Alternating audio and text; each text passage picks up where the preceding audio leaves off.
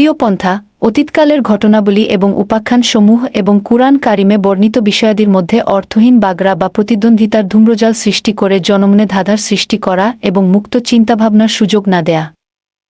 উপযুক্ত সন্দেহের বশবর্তী হয়ে মুশরিকগণ মানুষদেরকে তাদের সাধ্যমতো কুরআন ও ইসলামের দাওয়াতের কথা শ্রবণ করতে বাধা প্রদান করত।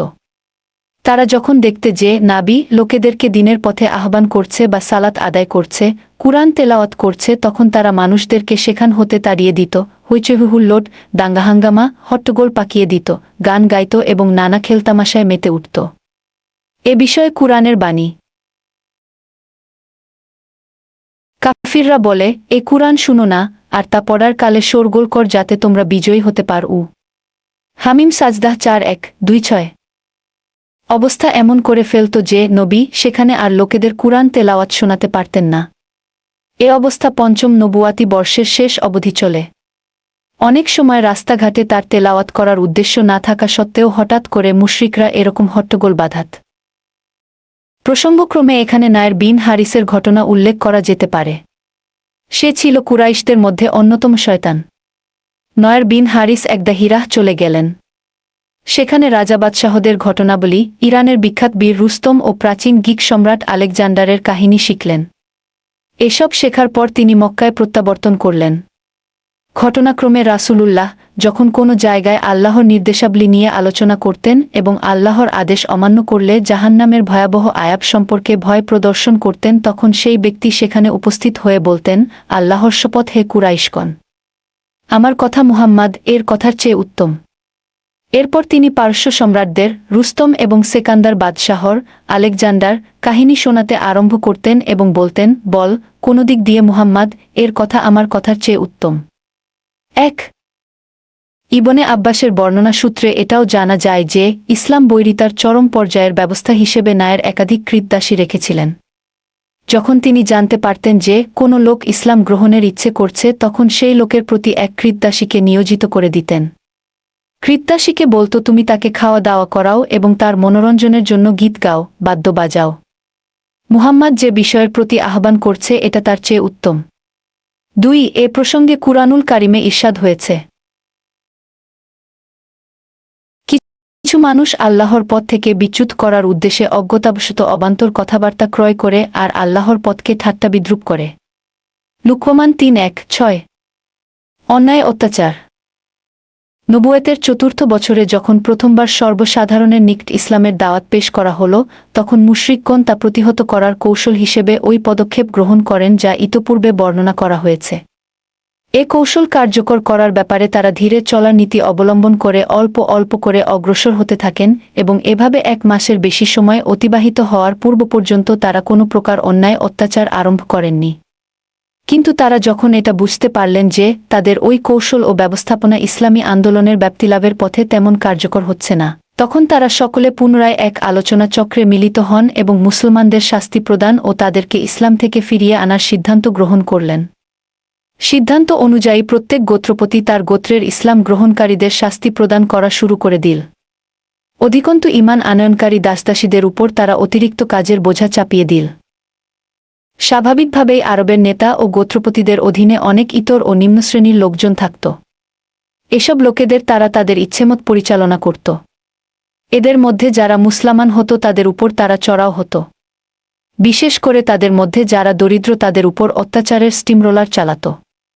তারা তাদের শরীর থেকে চামড়া ছিলে ফেলাসহ এমন সব পাশবিক আচরণ করতে যা পাষাণ হৃদয় ব্যক্তিটিও প্রত্যক্ষ করে অস্থির কিংবা বিচলিত না হয়ে পারতেন না। আবু জাহল যখন কোনো সম্ভ্রান্ত বা শক্তিধর ব্যক্তির মুসলিম হওয়ার কথা শুনত, তখন সে তাকে ন্যায়ান্যায় বলে গালি গালাজ করত, অপমান অপদস্থ করত এবং ধনসম্পদের ক্ষয়ক্ষতি করবে বলে ভয় দেখাত। জ্ঞাতি গোষ্ঠীর যদি কোনো দুর্বল ব্যক্তি মুসলিম হতো, তাহলে তাকে সে অত্যন্ত নির্দয়ভাবে মারধর করত এবং মারধর করার জন্য অন্যদের প্ররোচিত করত। 1 উসমান বিন আফফানের চাচা তাকে খেজুর পাতার চাটাইয়ের মধ্যে জড়িয়ে রেখে নিচ থেকে আগুন লাগিয়ে ধোঁয়া দিত। 2 মুসাব বিন উমায়ের এর মা যখন তার ইসলাম গ্রহণের খবর পেল, তখন সে তার খানাপানি আহারাদি বন্ধ করে দিল এবং তাকে বাড়ি থেকে বের করে দিল। প্রথম জীবনে তিনি আরাম আয়েশ ও সুখ স্বাচ্ছন্দ্যের মধ্যে লালিত পালিত হয়েছিলেন। কিন্তু ইসলাম গ্রহণের পর তিনি এতই কঠিন সমস্যার সম্মুখীন হয়েছিলেন যে সর্পের গাত্র থেকে খুলে পড়া খোলসের মতো তার শরীরের চামড়া খুলে খুলে পড়ত। ৩. বিলাল উমাইজা বিন খালাফ জুমাহির কৃতদাস ছিলেন। তিনি ইসলাম ধর্ম গ্রহণ করায় উমাইজা তার গলায় দড়ি বেঁধে ছোকরাদের হাতে ধরিয়ে দিত। তারা সেই দড়ি ধরে তাকে পথে প্রান্তরে টেনে হিঁচড়ে নিয়ে বেড়াত। এমনকি টানাটানির ফলে তার গলায় দড়ির দাগ বসে যেত। উমাইয়া স্বয়ং হাত পা বেঁধে তাকে প্রহার করত এবং প্রখর রোদে বসিয়ে রাখত। তাকে খানা পানি না দিয়ে ক্ষুধার্ত ও পিপাসার্ত রাখত। এসবের চেয়েও অনেক বেশি কঠিন ও কষ্টকর হতো তখন যখন দুপুর বেলা প্রখর রৌদ্রের সময় কঙ্কর ও বালি আগুনের মতো উত্তপ্ত হয়ে উঠত এবং তাকে উত্তপ্ত বালির উপর শুইয়ে দিয়ে তার বুকের উপর পাথর চাপা দেয়া হতো। তারপর বলতো, আল্লাহর শপথ, তুই এভাবেই শুয়ে থাকবি, তারপর মৃত্যুর কোলে ঢলে পড়বি, অথবা মুহাম্মদ এর সঙ্গে কুফরি করবি। বিলাল রাগ ওই অবস্থাতেই বলতেন, আহাদ আহাদ ঘ, অর্থ আল্লাহ এক, আল্লাহ এক। একদিন বিলাল এমনভাবে এক দুঃসহ অবস্থার মধ্যে নিপতিত ছিলেন তখন আবু বকর সিদ্দিক সেই পথ দিয়ে যাচ্ছিলেন।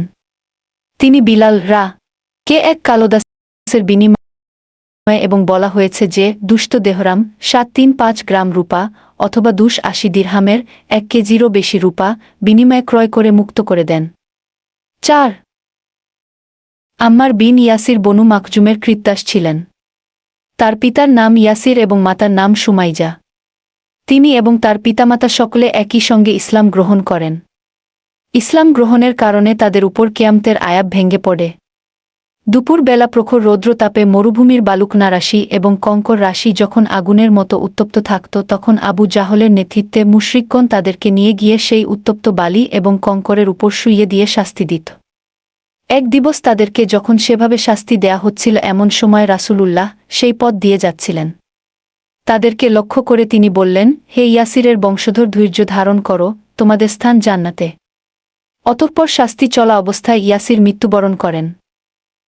পাষণ্ড আবু জাহল আম্মারের মা সুমাইয়ার নারী অঙ্গে বর্ষবিদ্ধ করে।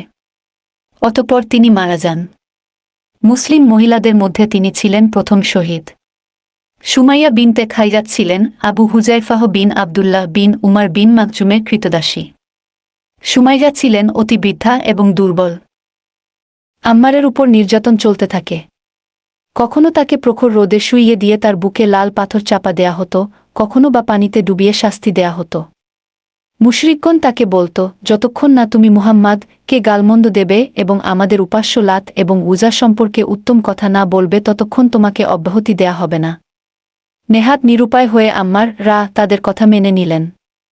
5. তারপর নাবী করিমের দরবারে উপস্থিত হয়ে কান্না বিজড়িত কণ্ঠে সবিস্তারে ঘটনা বর্ণনা করে আল্লাহর নিকটে ক্ষমা প্রার্থনা করলেন। এ প্রেক্ষিতে এই আয়াত কারমা অবতীর্ণ হল। কোনো ব্যক্তি তার ঈমান গ্রহণের পর আল্লাহকে অবিশ্বাস করলে এবং কুফরির জন্য তার হৃদয় খুলে দিলে তার উপর আল্লাহর গয়েব পতিত হবে আর তার জন্য আছে মহাশাস্তি, তবে তার জন্য নয় যাকে কুফরির জন্য বাধ্য করা হয় অথচ তার দিল ঈমানের উপর অবিচল থাকে। আন্নাহল 106 আবু ফুকাইহাহ বনু আব্বাস গোত্রের দাস ছিলেন। সে ছিল আইদিদের অন্তর্ভুক্ত। তার অপর নাম ছিল আফলাহ। ইসলাম ধর্ম গ্রহণ করার কারণে তার মালিক পায়ে লোহার শিকল বেঁধে শরীর হতে কাপড় খুলে নিয়ে তাকে কঙ্করময় পথ ও প্রান্তরে টেনে নিয়ে বেড়াতেন। 6. অতঃপর তার পিঠের উপর ভারী পাথর চাপা দিত, ফলে তিনি নড়াচড়া করতে পারতেন না। এভাবে শাস্তি দেয়ার এক পর্যায়ে তিনি জ্ঞান হারিয়ে ফেলেন। এমন শাস্তি চলছিল নিয়মিতভাবে। অতঃপর তিনি হাবশায় হিজরতকারী দ্বিতীয় কাফেলার সাথে তিনি হিজরত করেন। একদা তারা তার পায়ে রশি দিয়ে বেঁধে টেনে নিয়ে উত্তপ্ত ময়দানে নিয়ে তার গলায় ফাঁস লাগাল। এতে কাফিররা ধারণা করল যে আবু ফুকাইহাহ মারা গেছে। ইত্যবসরে আবু বকর সে পথ দিয়ে যাওয়ার সময় তাকে ক্রয় করে আল্লাহর ওয়াস্তে আয়াত করে দিলেন। খাব্বাব বিন আরাত খুয়াহ গোত্রের উম্মু আনমার সিবা নাম্নী এক মহিলার দাস ছিলেন। খাব্বাব বিন আরাত ছিলেন কর্মকার। ইসলাম গ্রহণের পর উম্মু আনমার তাকে আগুন দিয়ে শাস্তি দিত। উত্তপ্ত লোহা দিয়ে তার পিঠ ও মাথায় শেক দিত যাতে মুহাম্মদ এর দিনকে অস্বীকার করে। কিন্তু এতে তার ঈমান ও ইসলামে টিকে থাকার সংকল্প আরও বৃদ্ধি পায়। আর মুশরিকগণ তার উপর নানা ধরনের নির্যাতন চালাতেন। কখনো বা খুব শক্ত হাতে চুল টানাটানি করে নিষ্পেষণ চালাতেন। কখনো বা আবার খুব শক্ত হাতে তার গ্রীবা ধরে মুচড়ে দিতেন। এক সময় তাকে কাঠের জ্বলন্ত অঙ্গারের উপর শুইয়ে দিয়ে তার বুকের উপর পাথর চাপা দেয়া হয়েছিল যাতে তিনি উঠতে না পারেন। এতে তার পৃষ্ঠদেশ পুড়ে গিয়ে ধবল কুষ্ঠের মতো সাদা হয়ে গিয়েছিল। ৭ রুমী কৃতদাসী জিন্নিরা ৮ ইসলাম গ্রহণ করলে এবং আল্লাহর উপর আনার কারণে তাকে শাস্তি দেয়া হয়। তাকে চোখে আঘাত করা হয়, ফলে তিনি অন্ধ হয়ে যান। অন্ধ হওয়ার পরে তাকে বলা হলো, তোমাকে লেগেছে? উত্তরে জিন্নিরাহ বললেন, আল্লাহর কসম, আমাকে লাত ও ওয়ার আসর লাগেনি, বরং এটা আল্লাহর একটা অনুগ্রহ এবং আল্লাহ তাআলার ইচ্ছায় তা ভালো হয়ে যাবে। অতঃপর একদিন সকালে দেখা গেল যে আল্লাহ তাআলা তার চক্ষু ভালো করে দিয়েছেন। তার এ অবস্থা দর্শন করে কুরাইশরা বলল, এটা মুহাম্মদ এর একটা জাদু।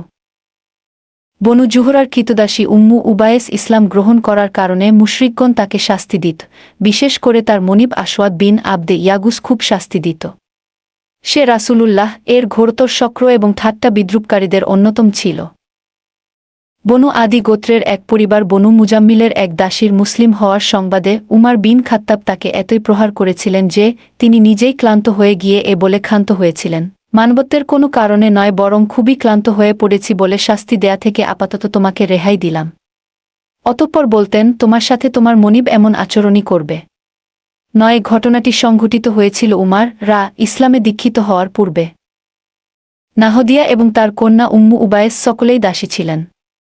এরা উভয়েই বনু আবদুদ্দার গোত্রের। ইসলাম গ্রহণের পর এরা সকলেই মুশরিকদের হাতে নানাভাবে নির্যাতিত ও নিগৃহীত হওয়ার ফলে অবর্ণনীয় দুঃখকষ্ট ও জ্বালান্ত্রণার সম্মুখীন হন। ইসলাম গ্রহণ করার কারণে যে সব দাসকে অবর্ণনীয় দুঃখকষ্টের সম্মুখীন হতে হয় তাদের মধ্যে আমির বিন ফুরায়রাও একজন। তাকে এতই শাস্তি দেয়া হয় যে তার অনুভূতি শক্তি লোপ পায় এবং তিনি কি বলতেন নিজেই তা বুঝতে পারতেন না। অবশেষে আবু বাকর দাসদাসীগুলোকেও ক্রয় করে নেয়ার পর মুক্ত করে দেন। ১-০ এতে তার পিতা আবু কুহাফাহ তাকে ভর্ৎসনা করে বললেন, আমি দেখছি যে তুমি দুর্বল দাসদাসীদের মুক্ত করে দিচ্ছ। এরপর যদি তুমি কোনো প্রহৃত ব্যক্তিকে মুক্ত করো তবে আমি তোমাকে বাধা প্রদান করব। পিতার এ কথা শ্রবণ করত আবু বাকর বললেন, আমি তো কেবল তাদেরকে আল্লাহর সন্তুষ্টি অর্জন করার জন্যই মুক্ত করি। এ ঘটনার প্রেক্ষিতে আল্লাহ তাআলা আবু বাকর এর প্রশংসা এবং তার শক্রদের নিন্দা জ্ঞাপন করে আয়াত নাইল করেন। আল্লাহ তাআলা ইরশাদ করেন, কাজেই আমি তোমাদেরকে দাও দাও করে জ্বলা আগুন সম্পর্কে সতর্ক করে দিচ্ছি। চরম হতভাগা ছাড়া কেউ তাতে প্রবেশ করবে না। যে অস্বীকার করে ও মুখ ফিরিয়ে নেয় সূরা আল-লাইল ৯-২, ১-৪-১-৬। উপর্যুক্ত আয়াতে ধমকি উমাইয়া বিন খালাফ ও তার মতো আচরণকারীদের উদ্দেশ্য করে দেয়া হয়েছে। তা থেকে দূরে রাখা হবে এমন ব্যক্তিকে যে আল্লাহকে খুব বেশি ভয় করে, যে পবিত্রতা অর্জনের উদ্দেশ্যে নিজের ধনসম্পদ দান করে, সে দান করে তার প্রতি কারও অনুগ্রহের প্রতিদান হিসেবে নয়, একমাত্র তার মহান প্রতিপালকের চেহারা সন্তোষ লাভের আশায়। সে অবশ্যই অতি শীঘ্র আল্লাহর নিমাত পেয়ে সন্তুষ্ট হয়ে যাবে। সূরা আল-লাইল ৯-২, ১-৭-২-১। উপর্যুক্ত আয়াতের উদ্দিষ্ট ব্যক্তি হলেন আবু বাকর সিদ্দিক ইসলাম গ্রহণ করার কারণে আবু বকর কেও শাস্তি পেতে হয়েছে। তাকে এবং তার সাথে তালহাহ বিন উবাইদুল্লাহকে সালাত থেকে বিরত রাখতে এবং দিন থেকে ফিরিয়ে আনার জন্য নফেল বিন খুয়াইলিদ একই রশিতে শক্ত করে বেঁধে রাখত। কিন্তু তারা কেউই তার কথায় কর্ণপাত করেননি। তারা উভয়ে সর্বদা একসাথে সালাত আদায় করতেন। এজন্য তাদেরকে কারিনাইন দুঃসঙ্গী বলা হয়। আবার এও বলা হয় যে তাদের সাথে এরকম করার কারণ উসমান বিন উবাইদুল্লাহ তালহা বিন উবাইদুল্লাহর ভাই। প্রকৃত অবস্থা ছিল মুশরিকগণ যখন কারো মুসলিম হওয়ার সংবাদ পেতেন তখন তাদের কষ্ট দেয়ার ব্যাপারে তারা উদ্বাহু এবং বদ্ধপরিকর হয়ে যেতেন। ইসলাম গ্রহণ করার কারণে দরিদ্র মুসলমানদেরকে শাস্তি দেয়া ছিল তাদের নিকট একটি মামুলি ব্যাপার। বিশেষ করে দাসদাসীদের শাস্তি দিতে কোনো পরোয়াই করত না, কেননা তাদের শাস্তি দেয়া কারণে কেউ ক্রুদ্ধ হতো না আর তাদের শাস্তি লাঘবের জন্য কেউ এগিয়েও আসত না, বরং তাদের মনিবেরাই স্বয়ং শাস্তি প্রদান করত। তবে কোনো বড় ও সম্ভ্রান্ত ব্যক্তি ইসলাম গ্রহণ করলে তাদের শাস্তি দেয়া ছিল কঠিন ব্যাপার, বিশেষ করে তারা যখন তাদের গোত্রের সম্মানী ও নেতৃস্থানীয় ব্যক্তি হতেন। এসব সম্ভ্রান্ত লোকের উপর মুশরিকরা সামান্যই চড়াও হতো, যদিও এদেরকেই তারা দিনের ক্ষেত্রে বেশি ভয় করত। রাসূলুল্লাহ সাক এর ব্যাপারে মুশরিকদের অবস্থান। তাদের প্রকৃত সমস্যা ছিল রাসূলুল্লাহ কে নিয়ে। কেননা ব্যক্তিগত জীবনে তিনি ছিলেন অত্যন্ত মর্যাদাসম্পন্ন। বংশমর্যাদার ক্ষেত্রেও তিনি ছিলেন বৈশিষ্ট্যময় ব্যক্তিত্বের অধিকারী।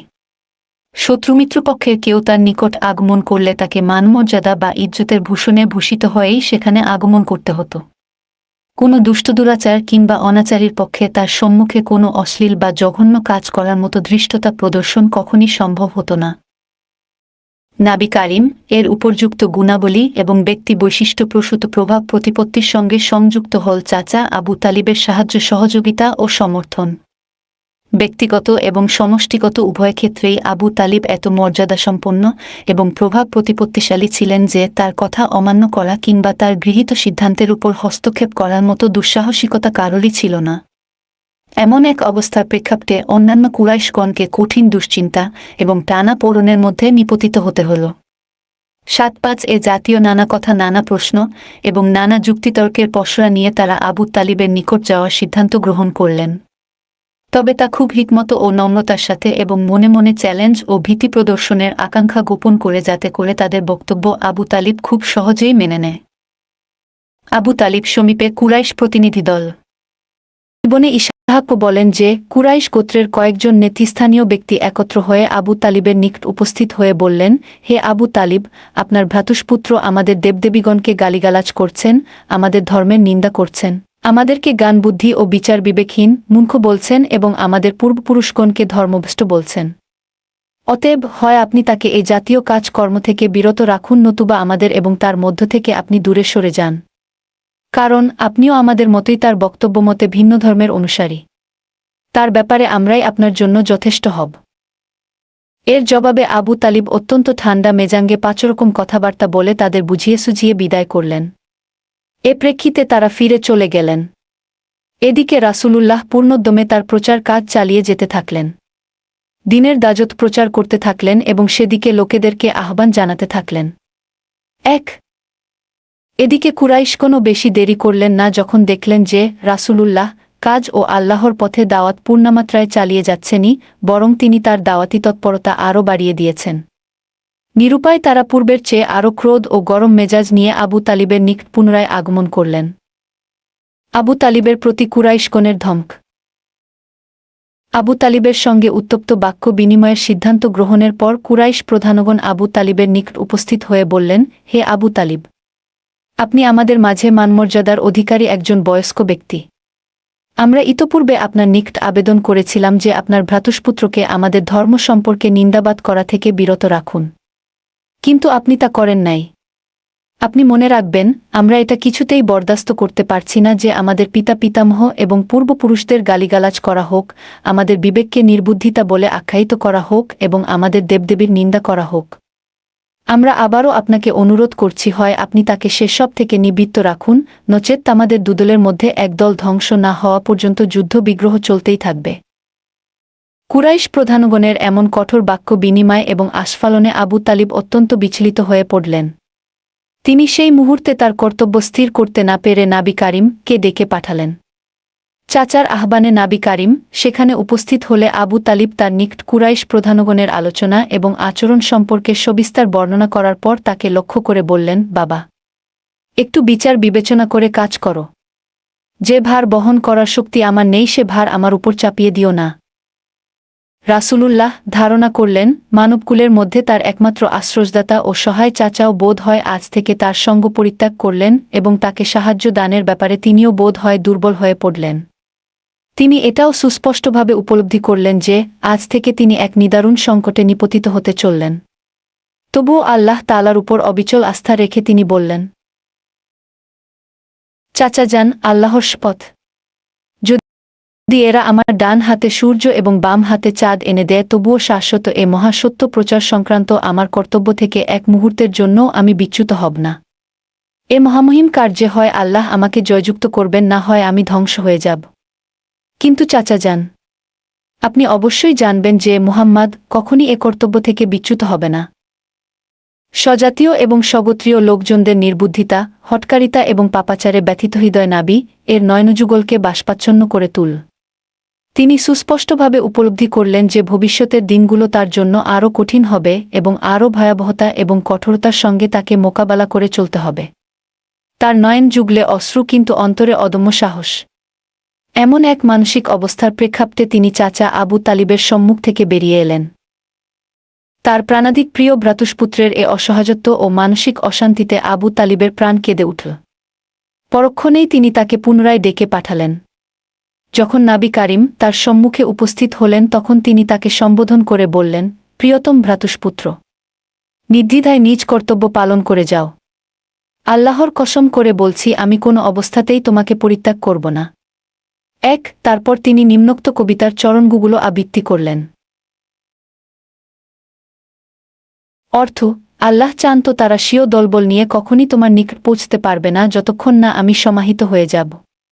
তুমি তোমার দ্বীনি প্রচার প্রচারণা কর্মকাণ্ড যথাসাধ্য চালিয়ে যাও, তাতে কোনো প্রকার বাধা বিপত্তি আসবে না। তুমি খুশি থাক এবং তোমার চক্ষু পরিতৃপ্ত হোক। 2 ইবনে হিশাম খণ্ড 265 266 পিক 2 মুক্তাসারুস সিরাহ পি 68। পুনরায় আবু তালিব সমীপে কুরাইশগণ। বিগত দিবসের চড়াকডা কথা সত্ত্বেও কুরাইশগণ যখন দেখল যে মুহাম্মাদ বিরত থাকা তো দূরের কথা, আরও জোরে সোরে প্রচার প্রচারণার কাজ চালিয়ে যাচ্ছেন, তখন এটা তাদের কাছে পরিষ্কার হয়ে গেল যে আবু তালিব মুহাম্মাদ কে পরিত্যাগ করবেন না। এ ব্যাপারে তিনি কুরাইশগণ হতে পৃথক হয়ে যেতে, এমনকি তাদের শত্রুতা ক্রয় করতেও প্রস্তুত রয়েছেন, কিন্তু তবুও ভ্রাতুষ্পুত্রকে ছাড়তে প্রস্তুত নয়। চড়া করা কথাবার্তা এবং যুদ্ধের হুমকি দিয়েও যখন তেমন কিছুই হল না, তখন একদিন যুক্তি পরামর্শ করে অলিদ বিন মুগিরাহর সন্তান ওমারাহকে সঙ্গে নিয়ে আবু তালিবের নিকট উপস্থিত হয়ে বললেন, হে আবু তালিব, এ হচ্ছে কুরাইশগণের মধ্যে সবচেয়ে সুন্দর এবং ধার্মিক যুবক। আপনি একে পুত্ররূপে গ্রহণ করুন। এর শোণিতপাতের খেসারত এবং সাহায্যের আপনি অধিকারী হবেন। আপনি একে পুত্র হিসেবে গ্রহণ করে নিন। এ যুবক আজ হতে আপনার সন্তান বলে গণ্য হবে। এর পরিবর্তে আপনার ভ্রাতুষ্পুত্রকে আমাদের হাতে সমর্পণ করে দিন। সে আপনার ও আমাদের পিতামহদের বিরোধিতা করছে, আমাদের জাতীয়তা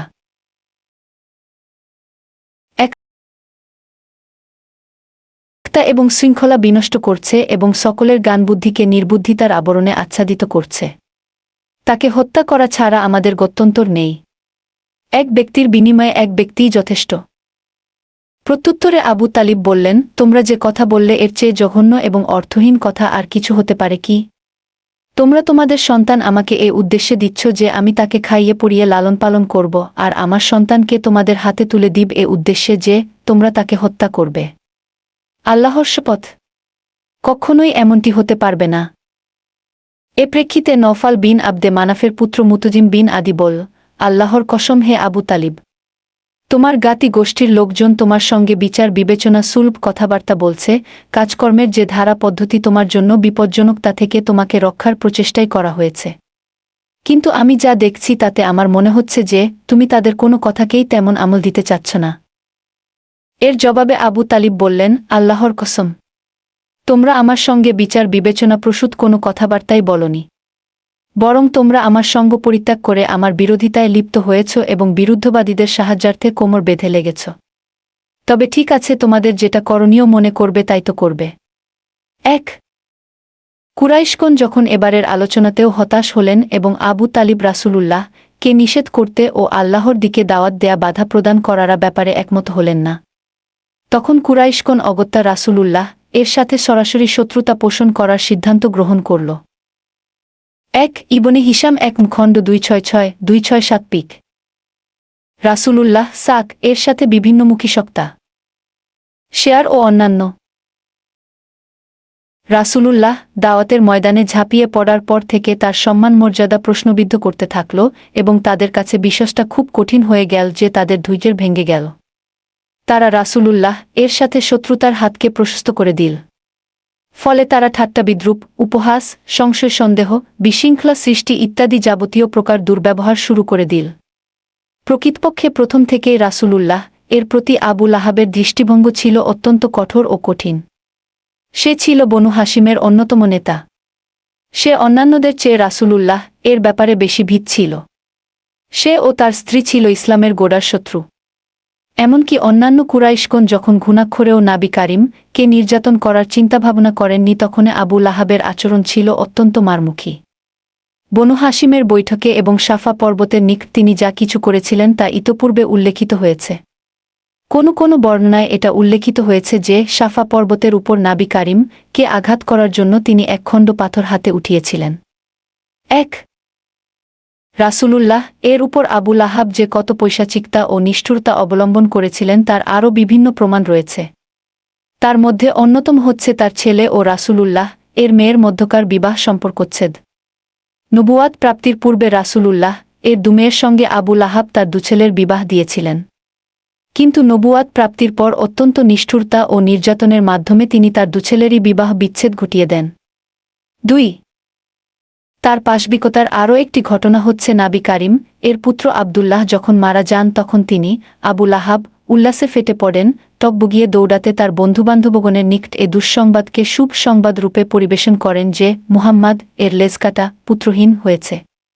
3 অধিকন্তু ইতপূর্বে আলোচনা প্রসঙ্গে উল্লেখিত হয়েছে যে হজবের মৌসুমে আবু লাহাব নাবি কারিম কে মিথ্যা প্রতিপন্ন করার উদ্দেশ্যে বাজার ও গণজমায়েতে তার পিছনে লেগে থাকতেন এবং জনতার মাঝে অপপ্রচার চালাতেন।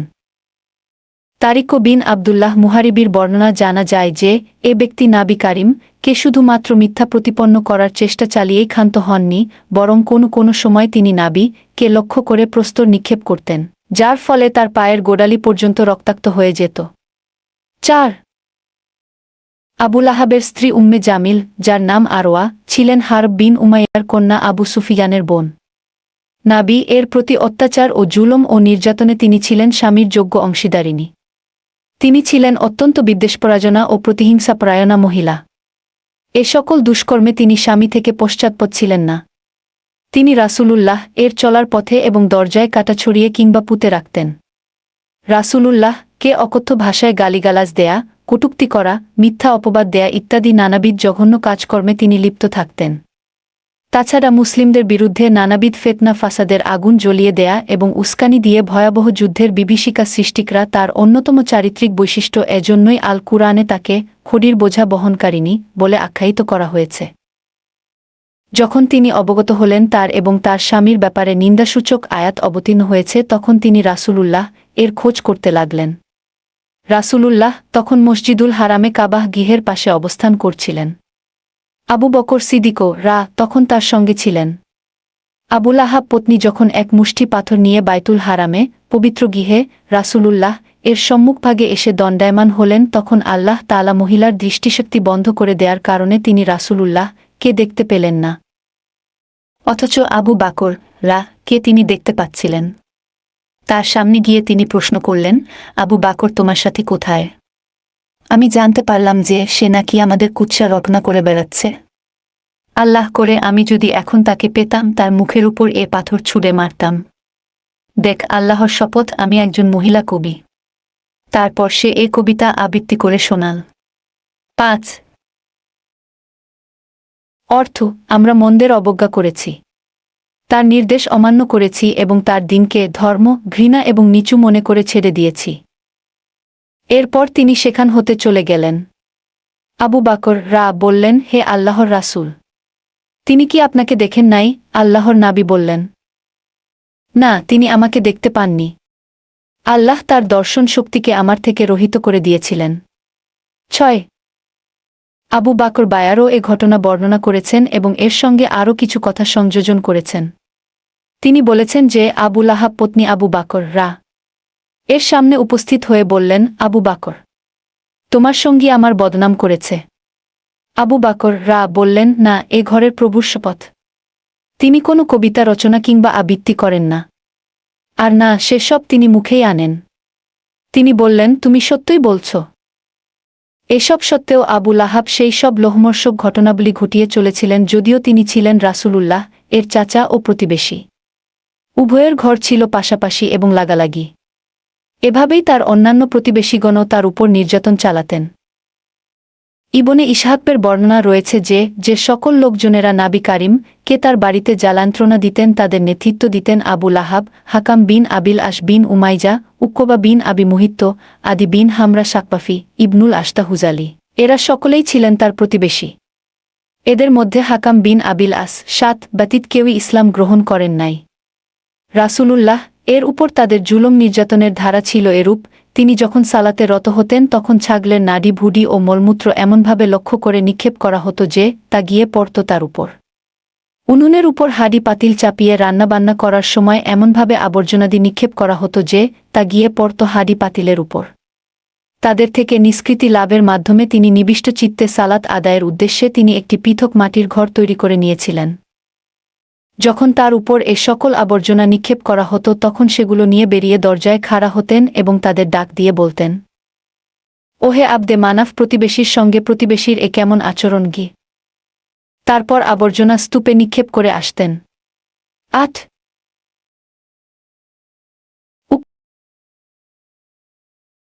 উকবা বিন আবি মুয়াইত তো আরও দুষ্ট প্রকৃতির এবং প্রতিহিংসাপরায়ণ ছিলেন। সহিহুল বুখারীতে আবদুল্লাহ বিন মাসুদ হতে বর্ণিত আছে যে একদা নাবী কারিম বাইতুল্লাহর পাশে সালাত আদায় করছিলেন, এমতাবস্থায় আবু জাহল এবং তার বন্ধুজ্ঞ সেখানে উপস্থিত ছিলেন। এদের মধ্যে কোনো এক ব্যক্তি অন্যদের লক্ষ্য করে বললেন, কে এমন আছে যে অমুকের বাড়ি থেকে উটের ভুডি আনবে এবং মুহাম্মদ যখন সালাতরত অবস্থায় সিজদায় যাবে তখন তার পিঠের উপর ভুডিটি চাপিয়ে দিবে। ওই সময় আরববাসীগণের মধ্যে নিকৃষ্টতম ব্যক্তি উকবা বিন আবি মুয়াইত উঠল এবং কথিত ভুডিটি নিয়ে এসে অপেক্ষা করতে থাকল। যখন নাবী কারিম সিজদায় গেলেন তখন সেই দুরাচার নরাধম ভুডিটি নিয়ে গিয়ে তার পিঠের উপর চাপিয়ে দিল। আমি সব কিছুই দেখছিলাম, কিন্তু কোনো কিছু করার ক্ষমতা আমার ছিল না। হায়, যদি আমার মধ্যে তাকে বাঁচানোর কোনো ক্ষমতা থাকত। আবদুল্লাহ বিন মাসুদ আরও বলেন, এরপর তারা দানবীয় আনন্দ ও উত্তেজনায় পরস্পরের গায়ে ঢালাঢলি পাডাপাড়ি করে মাতামাতি শুরু করে দিল। মনে হল ওদের জন্য এর চেয়ে বড় আনন্দের ব্যাপার আর কিছু হতে পারে না। হায় আফসোস, যদি তারা একটু বুঝত যে কি সর্বনাশের পথ তারা বেছে নিয়েছে। একদিকে অর্বাচীনের দল যখন দানবীয় আনন্দ ও নারকীয় কার্যকলাপে লিপ্ত ছিল, তখন দুনিয়ার সর্বযুগের সর্বশ্রেষ্ঠ মানব মহানবী মুহাম্মদ সিজদারত অবস্থায় বেহেশতি আবেহাজাত পানে বিভোর ছিলেন। কি অদ্ভুত বৈপরীত্য!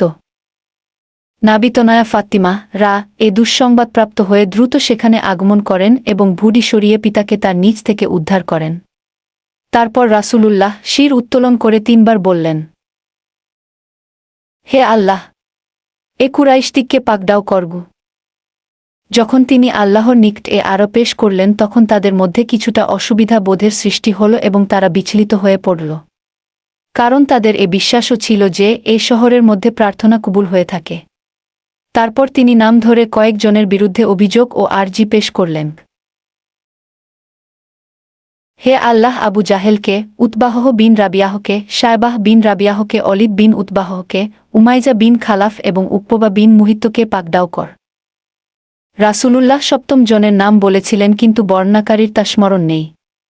ইবনে মাসুদ বলেছেন, সেই সত্তার শপথ যার হাতে রয়েছে আমার জীবন। এ অবস্থার প্রেক্ষাপটে রাসূলুল্লাহ যাদের নামে আরজি পেশ করেছিলেন, বদর যুদ্ধে নিহত হয়ে কিওর মধ্যে পতিত অবস্থায় আমি তাদের সকলকেই দেখেছি। ১-০ উমাইজা বিন খালাফের এরকম এক স্বভাব হয়ে গিয়েছিল যে যখনই সে রাসূলুল্লাহ কে দেখত তখনই তাকে ভর্ৎসনা করত এবং অভিশাপ দিত।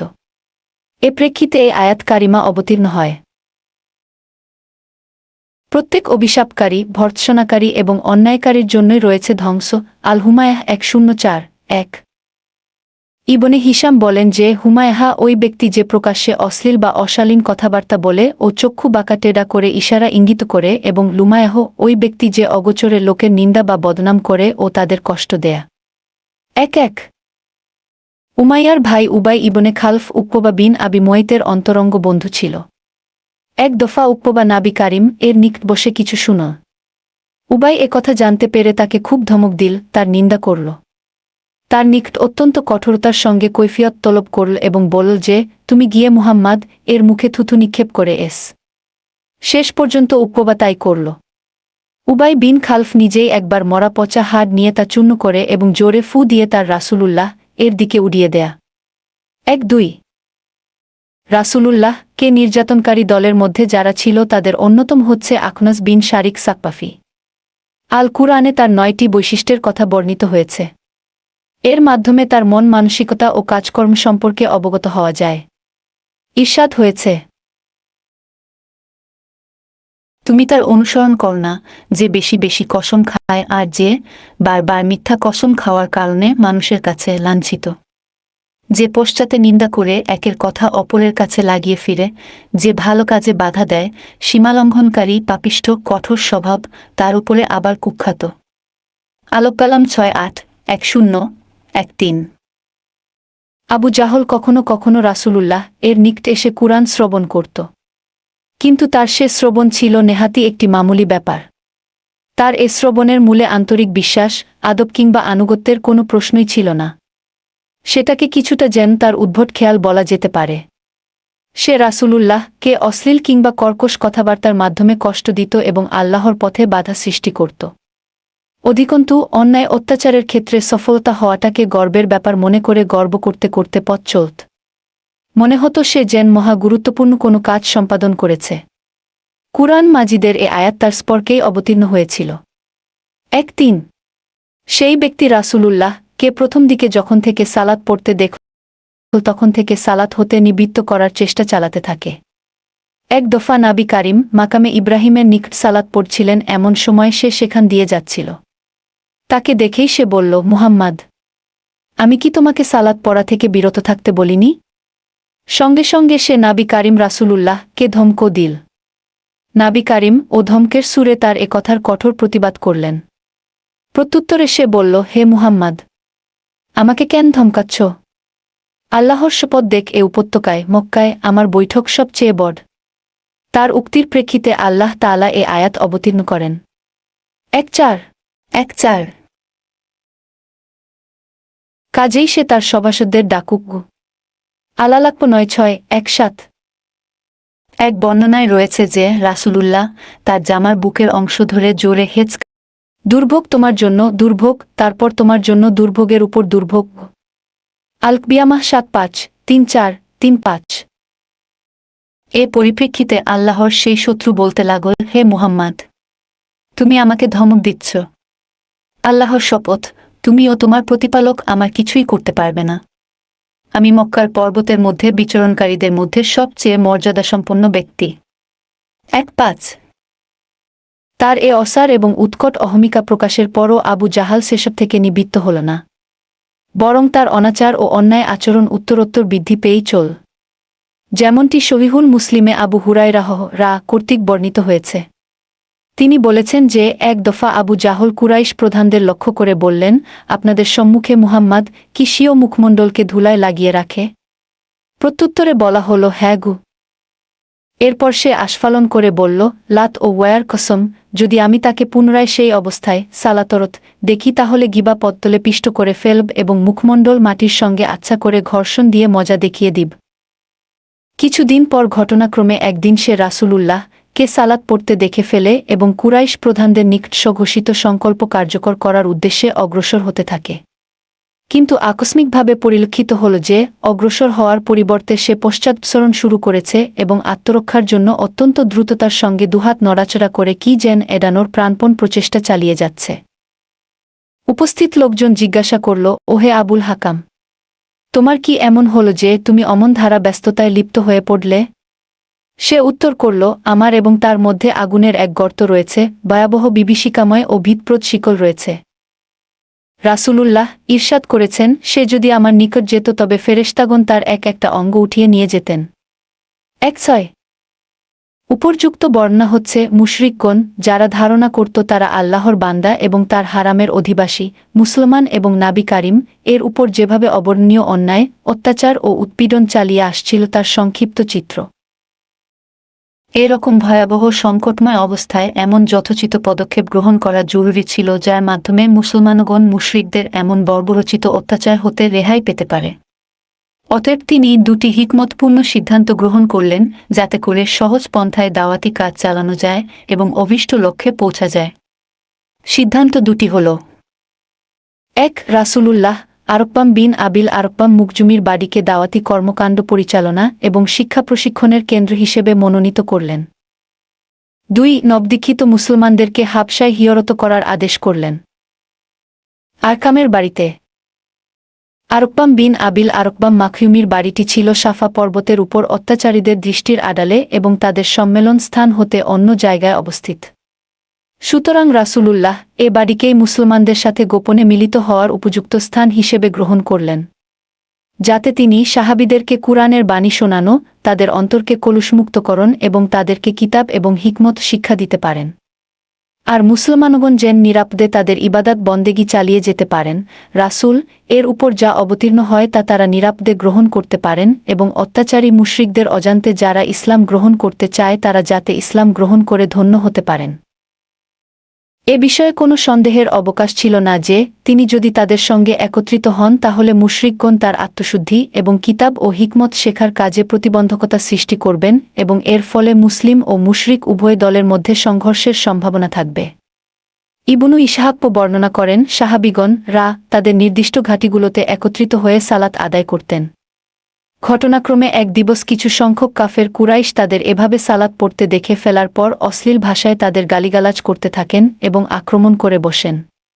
মুসলিমগণও সে আক্রমণ প্রতিহত করার জন্য এগিয়ে আসেন। প্রতিহত করতে গিয়ে সাদ বিন ওয়াক্কাস এক ব্যক্তিকে এমনভাবে প্রহার করেছিলেন যে তার শরীরের আঘাতপ্রাপ্ত স্থান থেকে রক্তধারা প্রবাহিত হতে থাকে। ইসলামে এটাই ছিল সর্বপ্রথম রক্তপাত। এটা সর্বজনবিদিত বিষয় যে এভাবে যদি বারংবার মুসলিম ও মুশরিকদের মধ্যে যুদ্ধ সংঘটিত হতে থাকত তাহলে স্বল্প সংখ্যক মুসলিম স্বল্প সময়ের মধ্যেই নিঃশেষ হয়ে যেতেন। অতএব ইসলামের সর্বপ্রকার কাজকর্ম অত্যন্ত সংগোপনে সম্পন্ন করার দাবি ছিল খুবই যুক্তিসঙ্গত ও বিজ্ঞোচিত। এ প্রেক্ষিতে সাধারণ সাহাবীগণ তালিম, তাবলিগ, ইবাদত বন্দেগী সম্মেলন ও পারস্পরিক মত বিনিময় ইত্যাদি যাবতীয় কাজকর্ম সংগোপনেই করতে থাকেন। তবে রাসূলুল্লাহ তার ইবাদতবন্দেগী এবং প্রচারমূলক কাজকর্ম মুশরিকগণের সামনাসামনি প্রকাশ্যে করতে থাকেন। তাকে কোনো কিছুতেই তারা বাধা দেওয়ার সাহস পেত না।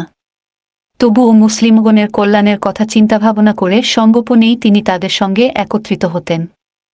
আবিসিনিয়ার প্রথম হিজরত। অন্যায় অত্যাচারের উল্লেখিত বিভীষিকাময় ধারা প্রক্রিয়া ও কার্যক্রম সূচিত হয় নবুয়ত চতুর্থ বর্ষের মধ্যভাগে কিংবা শেষের দিক থেকে। জুলুম নির্যাতনের শুরুতে এর মাত্রা ছিল সামান্য, কিন্তু দিনের পর দিন মাসের পর মাস সময়ে যতই অতিবাহিত হতে থাকল জুলুম নির্যাতনের মাত্রা ততই বৃদ্ধি পেতে পেতে পঞ্চম বর্ষের মধ্যভাগে তা চরমে পৌঁছল এবং শেষ পর্যন্ত এমন এক অবস্থার সৃষ্টি হল যে মক্কায় মুসলিমদের টিকে থাকা এক রকম অসম্ভব হয়ে উঠল।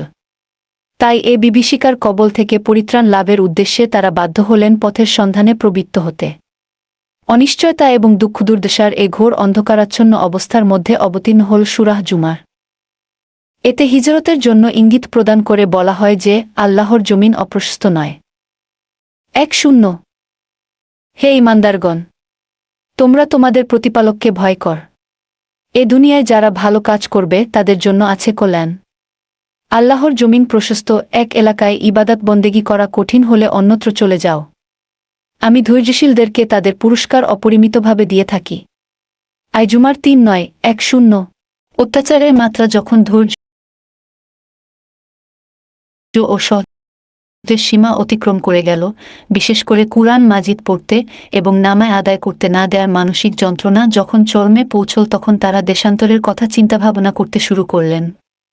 তিনি বহু পূর্ব থেকেই আবিসিনিয়ার সম্রাট আশহামা নাজ্জাশীর উদারতা এবং ন্যায়পরায়ণতা সম্পর্কে অবহিত ছিলেন। অধিকন্তু সেখানে কারো প্রতি যে কোনো অন্যায় অত্যাচার করা হয় না সে কথাও তিনি জানতেন। মুসলিম সেখানে গমন করলে নিরাপদে থাকার এবং নির্বিঘ্নে ধর্মকর্ম করার সুযোগ লাভ করবে। এ সব কিছু বিচার বিবেচনা করে তাদের জীবন এবং ঈমানের নিরাপত্তা বিধান এবং নির্বিঘ্নে ধর্মকর্ম করার সুযোগ লাভের উদ্দেশ্যে হিজরত করে আবিসিনিয়ায় গমনের জন্য রাসূলুল্লাহ সাহাবীগণ কে নির্দেশ প্রদান করেন। ১ এদিকে মুহাজিরগণ সম্পূর্ণ নিরাপদে আবিসিনিয়ায় বসবাস করতে থাকলেন। ২ পূর্বাহ্নেই বলা হয়েছে যে এই দলটি রজব মাসে মক্কা থেকে হিজরত করেন, কিন্তু সেই বছরটি রমায়ান মাসে কাবা শরীফে একটি অত্যন্ত গুরুত্বপূর্ণ ঘটনা সংঘটিত হয়ে যায়। মুসলিমদের সঙ্গে কাফিরদের সিজদাহ ও মুহাজিরদের প্রত্যাবর্তন। একই বছর রমায়ান মাসে নাবী কারিম হারাম শরীফের উদ্দেশ্যে বের হন। কুরাইশগণের এক বিরাট জনতা সেই সময় সেখানে উপস্থিত ছিলেন। নাবী কারিম সেখানে উপস্থিত হয়েই আকস্মিকভাবে সূরায়ে নাজাম পাঠ করতে আরম্ভ করেন। ওই সকল লোকেরা ইতপূর্বে কুরআন শ্রবণ করত না এবং কোথাও কুরআন পাঠ করা হলে তারা শোরগোল করে এমন এক অবস্থার সৃষ্টি করত যাতে তা শ্রুতিগোচর না হয়। কারণ তাদের একটি বদ্ধমূল ধারণা ছিল কুরআন শ্রবণ করলে তারা প্রভাবিত হয়ে পড়বে। কুরআনের ভাষায় ব্যাপারটি ছিল এরূপ। 2:6 এ কুরআন শুনো না, আর তা পড়ার কালে শোরগোল কর যাতে তোমরা বিজয়ী হতে পার। ফুসসিলাত 4:1-2-6 কিন্তু নাবী কারিম যখন এ সূরাহটি পাঠ আরম্ভ করলেন তখন এর অশ্রুত পূর্বসুল্লিত বাণী, অবর্ণনীয় কমনীয়তা ও অপরূপ মিষ্টতা যখন তাদের কর্ণকুহরে প্রবিষ্ট হল তখন তারা মন্ত্রমুগ্ধের ন্যায় সম্পূর্ণ ভাবাবিষ্ট এবং হতস্কিত হয়ে পড়লেন। ইতপূর্বে কুরআন পাঠের সময় তারা যেভাবে গণ্ডগোল করত সে রকম গণ্ডগোল করা তো দূরের কথা বরং আরও গভীর মনোযোগের সঙ্গে কান পেতে তারা তা শুনতে থাকল। তাদের অন্তরে ভিন্নমুখী কোনো ভাবেরই উদ্রেক হল না। তারপর নাবী কারিম যখন এ সূরাহর শেষের আয়াতসমূহ পাঠ করতে থাকলেন তখন তাদের অন্তরে কম্পন সৃষ্টি হতে থাকল। যখন তিনি আল্লাহর নির্দেশ সম্বলিত শেষের আয়াতটি পাঠ করলেন, 1 তাই আল্লাহর উদ্দেশ্যে সিজদায় পতিত হও আর তার বন্দেগী কর। সাজদাহ আন-নাজম 5:3-6-2 অতঃপর রাসূল সিজদা করলেন এবং সাথে উপস্থিত মুশরিকরাও সকলে সিজদা করতে সক্ষম হলেন যে আল্লাহর কুরআনের অলৌকিকত্ব তাদের স্বকীয়তা বিনষ্ট করে দিয়েছে, যার ফলে তারা আল্লাহর উদ্দেশ্যে সিজদাহ করতেও বাধ্য হয়েছেন। অথচ যারা আল্লাহর উদ্দেশ্যে সিজদাহ করেন তাদের সমূলে ধ্বংস করার জন্য তারা বদ্ধপরিকর। এমন এক অবস্থার প্রেক্ষাপটে তারা আত্মগ্লানির অনলে দগ্ধীভূত হতে থাকেন। তাদের এ শোচনীয় মানসিক অবস্থার আরও অবনতি ঘটতে থাকে যখন অনুপস্থিত অন্যান্য মুশরিকগণ এ আচরণের জন্য তাদের লজ্জা দিতে ও নিন্দা জ্ঞাপন করতে থাকেন। এ ত্রিশঙ্কু অবস্থা থেকে আত্মরক্ষা এবং তাদের সমালোচনা মুখর মুশরিকগণের দৃষ্টির মোড় পরিবর্তনের উদ্দেশ্যে তারা রাসূলুল্লাহ এর নামে অপবাদ দিয়ে একটি অপপ্রচার শুরু করলেন। তারা একটি নির্জলা মিথ্যাকে নানা রূপ ও রং দিয়ে রাসূলুল্লাহ এর নামে প্রচার শুরু করলেন যে তিনি তাদের প্রতিমাসমূহের ইজ্জত ও সম্মানের প্রসঙ্গ উল্লেখ করে বলেছেন, এরা সব উচ্চ পর্যায়ের দেবদেবী, তাদের শাফাতের আশা করা যায়। অথচ তা ছিল মিথ্যা। নাবী কারিম এর সঙ্গে সিজদাহ করে তাদের ধারণায় তারা যে ভুলটি করেছিলেন তার গ্লানি থেকে মুক্তিলাভের উদ্দেশ্যেই তাদের এ অপপ্রচার। নাবী সম্পর্কে সর্বদাই যারা মিথ্যা কুৎসা রটনা এবং নানা অপপ্রচারে লিপ্ত থাকতেন এক্ষেত্রেও যে তারা তা করবেন তাতে আশ্চর্য হওয়ার কিছুই নেই, বরং এটাই স্বাভাবিক যে কোনো সূত্রে যে কোনো মুহূর্তে নাবী এর নির্মল চরিত্রে কলঙ্ক লেপন করতে তারা কখনই কুণ্ঠা বোধ করবেন না। 2 যা হোক, কুরাইশ মুশরিকগণের সিজদাহ করার খবর আবিসিনিয়ায় হিজরতকারী মুসলিমগণের নিকট গিয়ে পৌঁছ, কিন্তু সেই সংবাদের রকমসকম ছিল ভিন্ন। মানুষের মুখে মুখে প্রচারিত কথার সঙ্গে স্বাভাবিকভাবেই যেমন নানা রংচঙের সংযোজন ও সংমিশ্রণ ঘটে যায় এই ক্ষেত্রেও হল ঠিক তাই। আবিসিনিয়ায় অবস্থানকারী মুহাজিরগণ খবর পেলেন যে মক্কার কুরাইশগণ মুসলিম হয়ে গিয়েছেন। এ কথা শোনা মাত্রই স্বদেশে প্রত্যাবর্তনের জন্য অনেকেরই মনে ব্যগ্রতা পরিলক্ষিত হল এবং পরবর্তী সোয়াল মাসেই তাদের একটি দল মক্কা অভিমুখে যাত্রা করলেন। কিন্তু মক্কা থেকে তারা একদিনের পথের দূরত্বে অবস্থান করছিলেন তখন প্রকৃত ঘটনা সম্পর্কে অবগত হয়ে তারা বুঝতে পারেন যে ব্যাপারটি যেভাবে তাদের নিকট চিত্রিত করা হয়েছে প্রকৃত ঘটনাটি তা নয়। তাই দলের কিছু সংখ্যক লোক আবিসিনিয়া অভিমুখে পুনরায় যাত্রা করলেন এবং কিছু সংখ্যক সঙ্গোপনে কিংবা কুরাইশগণের আশ্রয়ে মক্কায় প্রবেশ করলেন। 3 এরপর মক্কা প্রত্যাগত মুহাজিরগণের উপর বিশেষভাবে এবং অন্যান্য মুসলিমগণের উপর সাধারণভাবে কুরাইশগণের অন্যায়, অত্যাচার ও উৎপীড়ন বহুলাংশে বৃদ্ধি পেল। শুধু মুহাজিরগণই নন, এমনকি তাদের পরিবার পরিজনও এ নির্যাতনের হাত থেকে নিস্তার পেল না। এর কারণ হচ্ছে ইতপূর্বে কুরাইশগণ যখন অবগত হয়েছিলেন যে আবিসিনিয়ায় মুহাজিরগণের সাথে নাজ্জাশী অত্যন্ত সহৃদয়তার সঙ্গে আচরণ করছেন এবং নানাভাবে তাদের প্রতি মদদ জুগিয়ে চলেছেন, মুসলিমদের উপর প্রতিহিংসাপরায়ণ কুরাইশদের জুলুম নির্যাতনের মাত্রা বৃদ্ধি পাওয়ার প্রেক্ষাপটে রাসূলুল্লাহ পরামর্শ দিলেন পুনরায় আবিসিনিয়ায় হিজরত করতে।